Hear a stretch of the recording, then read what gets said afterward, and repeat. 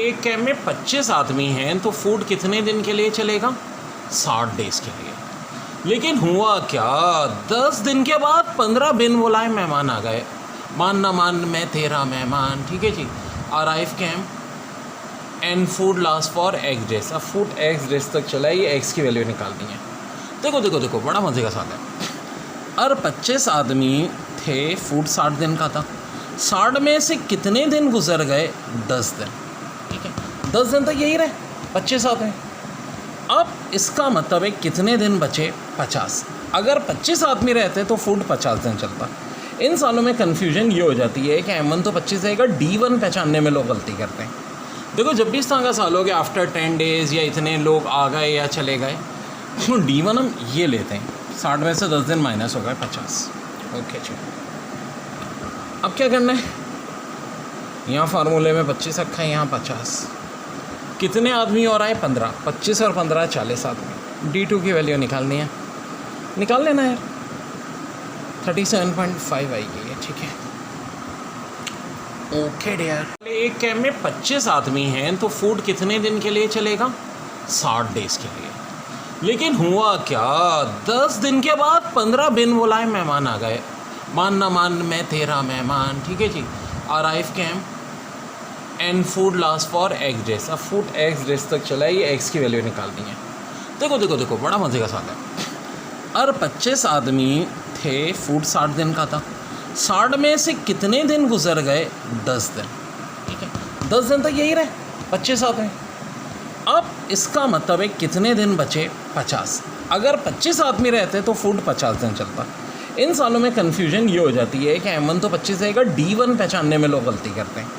देखो, जब भी इस तरह का साल हो गया, आफ्टर 10 डेज़ या इतने लोग आ गए या चले गए, तो D1 हम ये लेते हैं। 60 में से 10 दिन माइनस हो गए 50। ओके जी, अब क्या करना है? यहाँ फार्मूले में 25 रखा है, यहाँ 50। कितने आदमी और आए? 15। 25 और 15 40 आदमी। D2 की वैल्यू निकालनी है, निकाल लेना यार।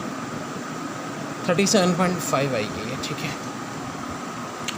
Okay dear. इनवर्स रेशो का बड़ा अच्छा सवाल है। In camp 50 man have enough food for 45 days.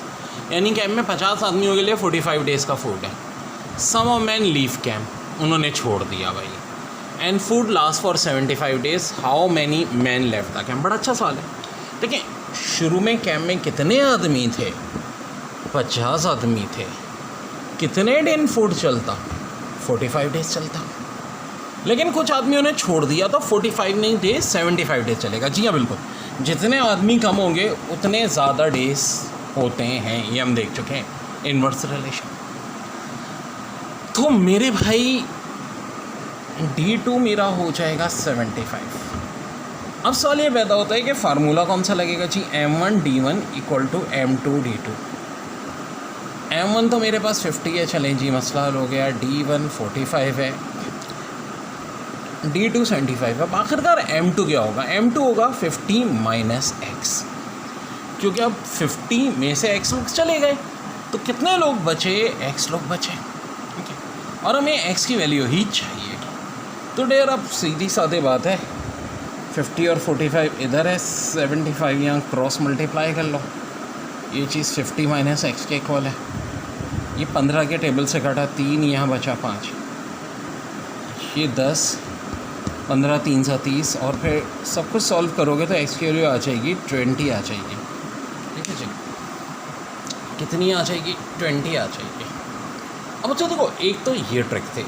अब एक और बड़ी अच्छी ट्रिक अभी अभी ताज़ा बनी है, आजमत। डेज़ हो गए 45 से 75। देखो, 15 के टेबल से कट रहे हैं। पहले डेज़ का रेशो 3 था, अब 5। तो बताएं, मैन का रेशो उल्टा होगा। पहले 5 है तो अब होना चाहिए 3। पहले 50 थे तो अब कितने होने चाहिए? 30। भाई 50 और 30 का रेशो 5 और 3 का ही होता है। तो मेरे भाई 50 से 30 तो कितने कम हुए? 50 में से 30 माइनस कर दो, 20। अरे यही तो हमारा आंसर आया था। तो देखो, ये भी बड़ी अच्छी ट्रिक है। डेज़ 45 से 75 हुए, 15 के टेबल से काटो, यानी रेशो 3 से 5 होगा। तो मैन का रेशो 5 से 3 होगा, यानी 50 है तो 30 हो जाएगा, 500 है तो 300 हो जाएगा। चूँकि 50 थे, इसका मतलब 30 रह जाएंगे। 50 में से 30 रह गए, इसका मतलब कितने लोगों ने कैंप छोड़ा? 20 लोगों ने बच्चों। कह रहे हैं in camp 25 man have enough food for 40 days. After 16 days 10 meal left camp and food lasts for x days. तो x की वैल्यू निकालनी है। तो देखो बड़ा वही 25 आदमी अगर खाते रहते फूड 40 दिन चलता, लेकिन 16 दिन के बाद 10 मैन चलेगा, चलो अच्छी बात है, अब ज़्यादा दिन चलेगा। 16 बोले तो 40 में से 16 माइनस करें 24, यानी ये D1 होगा। ये बात बता चुका हूँ। लीव या अराइव में M1 तो 25 ही रहेगा, यहाँ फार्मूले में यहाँ 25 या 24। अब कितने लोग चले गए? 10 आदमी थे, कितने 25 आदमी, तो अब कितने रह जाएंगे? 15 आदमी। D2 की वैल्यू निकालनी है? बिल्कुल जी, आ जाएगी, निकालिएगा। और ये बता देता हूँ, आंसर आएगा 40। जैसे कि वर्डिंग में सवाल है, in camp 30 man have enough food for 40 days. If 10 more man join camp, how many days will food last? तो जी 30 डेज़ के लिए 30 मैंस के लिए फूड 40 दिन था, 10 और बढ़ गए, 30 और 10 कितने हो जाएंगे? 40। तो डेज अब कितने रह जाएंगे? हाँ जी, 30 मैन पे 40 डेज थे, तो 40 मैन पे 30 डेज रह जाएंगे। यही फार्मूले में पुट करके। और देखो एक बड़ी आसान ट्रिक है। अगर देखो ये 30 और ये 40 था, यानी M1 30 था, D1 40 था।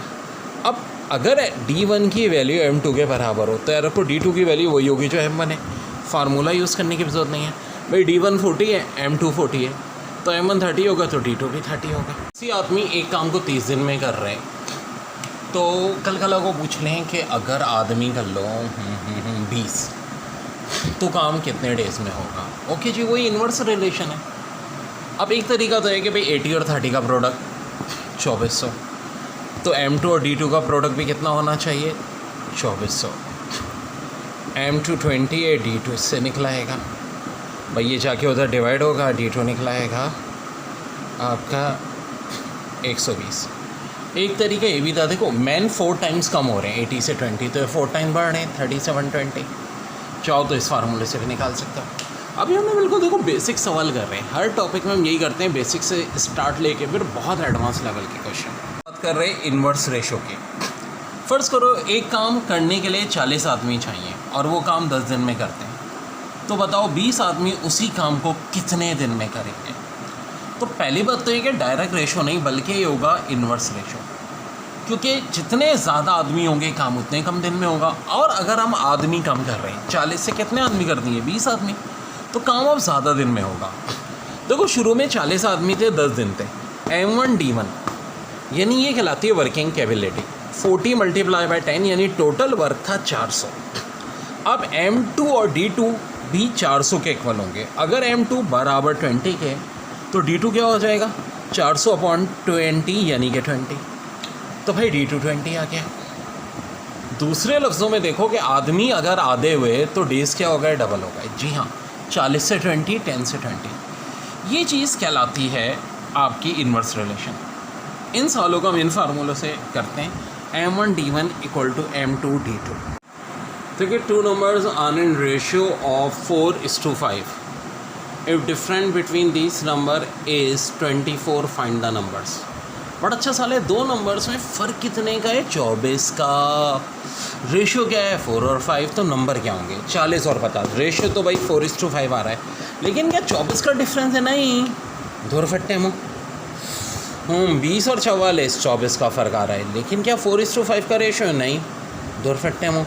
96 और 120, 24 का फ़र्क आ रहा है, क्या 4:5 का रेशियो है? जी हाँ, 24 से कट जाएगा, 4:5 का होगा, यही होगा आंसर। एक और ट्रिक भी हो सकती थी कि देखो रेशो दे रहे हैं 4:5 और कह रहे हैं कि इनमें फ़र्क है 24 का। अब देखो 4 और 5 में कितने यूनिट का फ़र्क है? 1 यूनिट का। भाई 4 और 5 1 नंबर का फ़र्क होता है ना, यानी 1 यूनिट 24 के बराबर है। तो 4 यूनिट कितने के बराबर होंगे? 24 को 4 से मल्टीप्लाई कर दो, 96। 5 यूनिट कितने के बराबर होंगे? 24 को 5 से मल्टीप्लाई कर दो, 120। तो बहुत ट्रिक्स होती हैं मेरे पास, एक एक क्वेश्चन को सॉल्व कराने की मेहनत करो यार जी। 1 माइल बराबर होता है 8/5 किलोमीटर के, तो बताएं 1 किलोमीटर कितने माइल के इक्वल होगा? वेल अब बड़ी दिलचस्प बात होगी कि उल्टा रिलेशन हो जाएगा। अब ये हो जाएगा 5/8 माइल। अगर 1 माइल में 8/5 किलोमीटर हैं, तो 1 किलोमीटर में होंगे 5/8 माइल। 1 इंच मैप पर 1 इंच 5 माइल के बराबर है, तो बताओ 3/4 फीट कितने माइल्स के बराबर होंगे। तो देखो पहले तो 3/4 को किस में कन्वर्ट करो, इंच में, 12 से मल्टीप्लाई करके। ये कैंसिल होगा, 3 3 9 हो जाएगा, यानी कि 3/4 फीट 9 इंच के बराबर है। अब देखो अगर 1 इंच 5 माइल के बराबर है तो 9 इंच 5 9 45 माइल्स के बराबर हो जाएगा। सिंपल सा सवाल था कि 1 इंच 5 माइल के बराबर है, तो उन्होंने थोड़ी चालाकी कर दी थी, 3/4 फीट। तो पता होना चाहिए कि 1 फीट में 12 इंच होते हैं, उसकी मदद से हमने रिलेशन निकाली। रेशियो इन प्रोपोर्शन का बड़ा प्यारा सवाल है। 3 होल 1/3 to 2 होल 1/4 का रेशो क्या होगा। तो देखो 3 3 9 + 1 10, ये हो जाएगा 10/3। 4 2 8, 8 + 1 9, 9/4। अब मैथ्स के रूल के तहत ये सबसे नीचे वाली चीज़ सबसे ऊपर मल्टीप्लाई होती है, दोनों आपस में होती हैं। जी हाँ, ये रूल होता है ना यार। डी ऊपर जाके ए से मल्टीप्लाई होता है और ये बी और सी आपस में होते हैं। तो कर दो यार, 4 10 40, 3 9 27, आंसर 40/27। सॉल्व करने के एक दो से ज़्यादा तरीका इसलिए बताता हूँ ताकि जहन में रहे। 3 numbers are in ratio of 3 4 8 and sum of these number in 975, find the number। एक तो ये तरीका है कि ऑप्शन लो, इनको प्लस करके देखो कि भाई 975 आ रहा है या नहीं आ रहा, रेशो 3 4 8 है। एक और तरीका भी होता है कि देखो पहला नंबर है 3 ऊपर रखा, 3 4 8 का सम नीचे, उससे डिवाइड किया 3 को इन सब के सम से, तीनों रेशो के सम से मल्टीप्लाई किया 975 से। फिर दूसरा नंबर 4 है, 4 ऊपर रखा, 3 4 8 का सम 975, ऐसे ही 8 रखा। जो हमने 2 नंबर वाला सॉल्व किया था 4 और 5, उसको भी ऐसे ही हो सकता था। 4 ऊपर रखते हैं, 4 और 5 का सम नीचे रखते हैं, 5 ऊपर रखते हैं, 4 और 5 का सम नीचे रखते हैं, मल्टीप्लाई करते हैं 27 से। इंपॉर्टेंट सवाल है बहुत ही। 2 numbers are in ratio of 4:5 and sum of these number is 27, find the numbers। Ratio 4:5 होना चाहिए। तो अंदाज़ हो गया, इसमें बेहतरीन तरकीब होती है ऑप्शन मेथड या दूरफिट्टे मुँह मेथड। 8 और 10 का माना कि रेशो 4:5 है, लेकिन क्या सम 27 होता है? नहीं ना, दूरफिट्टे मुँह। 10 और 17 का सम 27 होता है, लेकिन रेशो क्या ये 4:5 होता है? हरगिज़ नहीं होता, ये भी दूरफिट्टे मुँह। 12 और 15 का सम 27 होता है, क्या 12 15 का रेशो 4:5 होता है? ये भी होता है। Done it, this is your answer. Option वाले ट्रिक ख़ास तौर पे उस वक्त बहुत काम आती है जब बहुत सारी वैल्यू हैं, जैसे कि A/B का 2:3, B/C का 4:5, C/D का 6:7। अब इतने ऑप्शन दिए ना, अब देखो 16 और 24, क्या रेशो 2:3 आता है? बिल्कुल जी आता है। 24 और 30, क्या रेशो 4:5 आता है? बिल्कुल आता है। क्या 30 और 35, क्या रेशो 6:7 आता है? बिल्कुल आता है। तो ऐसे 4 ऑप्शन दिए हुए होंगे, करेक्ट ऑप्शन से हमारा आंसर आ जाएगा, जो कि ये वाला है। ए और बी का रेशो है 3:4, बी और सी का 8:9। तो बताओ ABC का रेशो कैसे होगा? तो एक साल हम पहले कर चुके हैं। बेहतरीन तरकीब होती है ऑप्शंस मेथड। एक ऑप्शन है 6 8 9, एक है 12 16 24 30। 6 और 8 कट के आएगा 3:4, यस जी। और 8 9 2 है, यही है। चलो इसे भी चेक करते हैं। 16 24 2:3, 24 और 30 12:15। ये नहीं है, धुरफिट्टे मुँह। पोर्शन का टॉपिक हम कर रहे हैं, बड़ा ही प्यारा सवाल है। ए और बी का रेशो है 2:5, बी और सी का रेशो है 3:4। तो ये तो बताओ कि ABC का रेशो क्या होगा। अब देखो एक तरीका, बड़ा 2 मेथड से बता देता हूँ। ए और बी का 2:5 था, इसके नीचे लिख दिया। बी और सी का 3:4 था, इसके नीचे लिख दिया। अब देखो ट्रिक क्या है, यूँ क्रॉस मल्टीप्लाई, 2 3 6। फिर यहाँ तो क्रॉस हो गए नहीं, अब ये दोनों आपस में होंगे, 3 5 15। फिर ये 4 5 20। हर बार देखो ये नीचे वाला इससे, फिर इससे, फिर दायरा ये वाला इससे, और तरतीब से 2 3 6, 3 5 15, 5 4 20। एक तो ये तरीका हो गया। दूसरा तरीका होता है ऑप्शन से काम चलाया। 6 और 15, हाँ भाई रेशो 2:5 होना चाहिए। क्या 6 और 15 का रेशो 2:5 होता है? बिल्कुल होता है जी, 3 के टेबल से कट जाए। फिर 15 20, रेशो 3:4 होना चाहिए जी, बिल्कुल है। यही हमारा आंसर है। बाकी को चेक कर लेते हैं। 2:5 ही था, लेकिन आगे होना चाहिए था 3 और 4 का रेशो नहीं है भाई, धुरफिट्टे मुँह। 6 और 8, हाँ जी इनका रेशो तो 3:4 है, लेकिन शुरू में होना चाहिए था 2:5, नहीं, धुरफिट्टे मुँह। इस मेथड को हम धुरफिट्टे मुँह मेथड भी कहते हैं। 4, 7, 11 यहाँ तो कुछ भी नहीं दिख रहा भाई उस जैसा, पूरे का पूरा धूर फिट्टे हुआ। ऐसे देखने की जरूरत नहीं थी जब पहला ऑप्शन करेक्ट था। बड़ा प्यारा सवाल है, our once thriving high school nature club is now dash. मतलब कभी हमारा थ्राइविंग का मतलब होता है बहुत ही औसम चलता हुआ, is now dash the programs have had to be cancel due to lack of support. मेरे भाई अभी जैसे कि PSL के साथ हो गया एकदम कोरोना के चक्कर में, तो कभी कभी क्लब का बड़ा अच्छा चलता था, थ्राइविंग मीन ऑसम भाई, ठीक है ना, बहुत सारे वर्ड याद हो जाते हैं इसमें। ये क्या होता है, टेस्ट कॉम्प्लीशन कहलाता है या सेंटेंस कम्प्लीशन, ठीक है। GRE में इसको टेस्ट कम्प्लीशन का नाम देते हैं, या जो नॉर्मल हमारा एप्टीट्यूड टेस्ट होता है या जो दूसरी जगहों की पढ़ाई होती है उसमें सेंटेंस कम्प्लीशन का नाम देते हैं। यार क्या वर्ड आना चाहिए, अब देखिए ऑप्शंस को हम देख रहे हैं, लेकिन पहले कुछ मतलब समझ में आ रहा है। जी हाँ, कि क्लब कभी बड़ा अच्छा चलता था। अब देखो वंस का मतलब है कि था, अब नहीं, और साहब कह रहे हैं कि अब प्रोग्राम ख़त्म हो गए, सफट हो गए, तो क्या हो गया, इज़ नाउ। अब ये क्या है, आज बड़ा डैश है, तो साफ अंदाज़ा हो रहा है कि कोई अच्छे सेंस में नहीं आ रहा होगा। इन्हीं के बाद शायद बहुत बुरा है, ठीक है, बहुत ख़राब हो चुका है। तो पहला वर्ड है डिफेक्ट, इसके मीनिंग तो मैं भी आगे बाद में डिस्कस करूँगा। फिर एक्सटेंड, रिसर्जेंट, बर्गेनिंग, रेनोवेटेड। तो पहले एक्सटेंड को देख लें, स्टिल इन एग्जिस्टेंस। अगर एग्जिस्टेंस में आज भी होता, आज भी अच्छा चल रहा होता, तो भाई क्या ज़रूरत है, यह तो नहीं हो सकता ऑप्शन बी। ऑप्शन सी में रिसर्जेंट, रिवाइविंग का मतलब होता है दोबारा से फल फूल रहा है, नहीं ऐसा भी कुछ नहीं दिख रहा। ऑप्शन डी में बर्गनिंग, जिसके मीनिंग होते हैं ग्रोइंग, नहीं भाई ग्रोइंग होता तो फिर रश होता। और रिनोवेटेड, रीडेकोरेटेड, रीडेकोरेट करते फिर भी कोई फ़र्क पड़ता। तो ये चार ऑप्शन तो नहीं है, मैंने क्यों बात बताई कि देखिए फर्स्ट करें आपको डिफेंड के मीनिंग नहीं भी पता, तो बाकी चार के मीनिंग से गौर कर लो। वो नहीं हो सकता तो डिफेंड ही हो सकता है। ऐसे डिफेंड के मीनिंग क्या होते हैं, नो लॉन्गर वर्किंग, या अगर वर्क भी कर रहा है तो बिल्कुल बेकार स्टाइल में कर रहा है, भौंडे स्टाइल में कर रहा है, यही वजह है कि चल नहीं पा रहा। Man were drawn in the sea, तो देखो मैनी आ जब भी आएगा और उसके बाद सब्जेक्ट होता है, तो याद रखो कभी भी वर्ब की प्लूरल फॉर्म नहीं होगी, हमेशा क्या होगी, सिंगुलर फॉर्म। इसका आंसर क्या होगा, मैनी या man was drawn in the sea. अब देखिए क्या है, the number of students are very small, the number of students are very small. क्या सही है, बताइए सही लग रहा हो।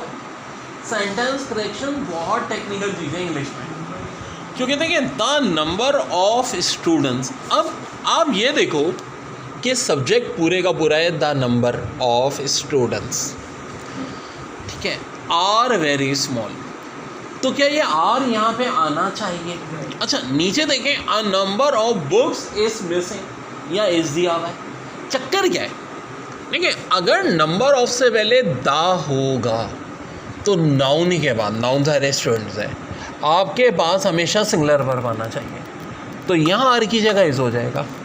लेकिन जब आ नंबर से स्टार्ट हो, आ नंबर ऑफ, फिर नाउन के बाद हमेशा प्लूरल वर्ब होना चाहिए, इसकी जगह आर हो जाएगा।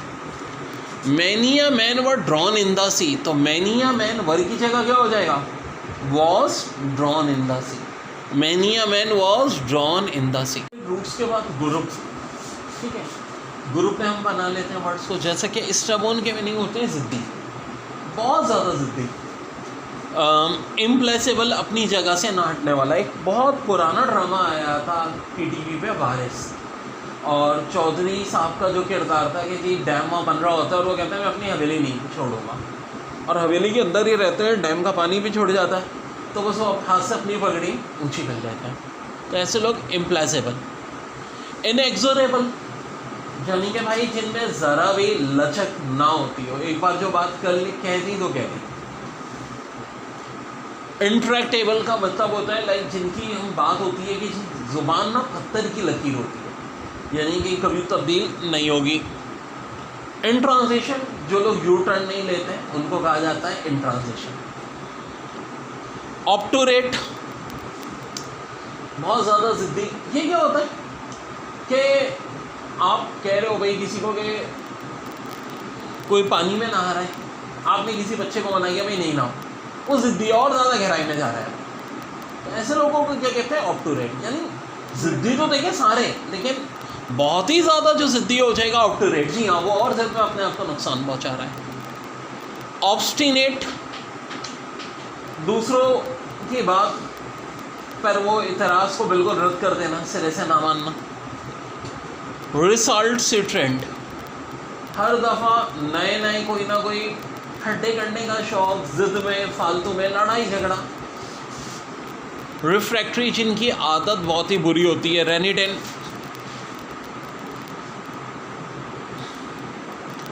ऑब्स्टिनेट भी ऑफ कोर्स इसी में आता है। अनटूवर्ड और वैक्सिंग, ये सब ज़िद्दी हटदरम।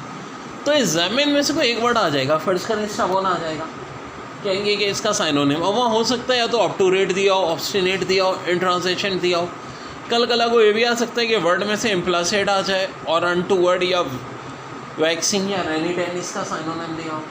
तो ये ग्रुप्स को आपने याद रखना है, करना है बरकरार। क्रेड की मीनिंग टू बिलीव या ट्रस्ट। तो अगर बड़ी इंपॉर्टेंट रूट है क्रेड, CRED, क्रेड। जहाँ क्रेड आ जाए किसी वर्ड में तो बिलीव की मीनिंग कहीं ना कहीं आएंगे किसी ना किसी तरह से, बिलीव या ट्रस्ट के। पहला वर्ड है इनक्रेडिबल, और अक्सर हमें पता है, हमेशा नहीं, कि इन आते ही मामला वर्ड के क्या हो जाते हैं, उलट जाते हैं। तो क्रेड के मतलब होते हैं बिलीव, तो इनक्रेडिबल का मतलब होता है अनबिलीवेबल। तो क्रेडेंशियल्स का मतलब होता है thing provided basis for belief. Thing provided basis for belief यानी कोई ऐसी चीज़ जिसकी वजह से हम बिलीव करेंगे ना कोई थिंग। जी बिल्कुल। Credo, formula of belief, formula of belief. Credulity, willingness to believe, willingness to believe. Credit, trustworthiness, credit, trustworthiness. अब देखिए एक और तरीके से भी हो सकता था। आदमी कितने हुए, 25 से 15, यानी यार 5 के टेबल से काटें तो रेशो 5 से 3 हुआ। और आदमियों का रेशो 5 से 3 हो रहा है तो डेज़ का रेशो 3 से 5 होगा। अब ये जो 3 रेशो है कितने के बराबर है, 24 के। तो 24/3 8 को 5 से मल्टीप्लाई करते हैं 40, ऐसे भी 40। यानी जो मेथड आसान लगे यार, ज़्यादा ट्रिक इसलिए बताता हूँ कि भाई जो मेथड आसान लगे, ठीक है। अब ये देखो बहुत आराम से बता रहा हूँ बेसिक कॉन्सेप्ट। ये इन्वर्स रिलेशन के भी बिल्कुल हमने क्या किए, बेसिक स्ट्रॉन्ग किए आपके।